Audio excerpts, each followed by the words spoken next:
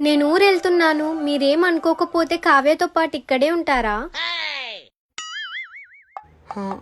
అది పర్లేదులేండి, మీకు ఇబ్బంది అయితే కావ్య హాస్టల్లో ఉంటాది. హ, నాకేం ఇబ్బంది లేదండి. తనకు ఓకే అయితే నాకు ఓకే.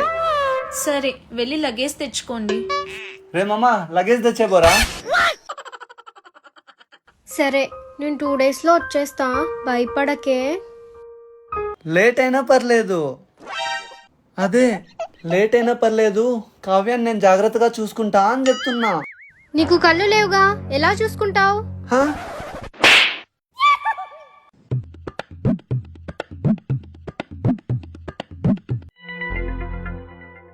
ప్రెషు, మీకు కళ్ళు కనపడవుగా, అంత బాగా టీవీ ఎలా చూస్తున్నారు? నేను చూడడం లేదండి, వింటున్నా.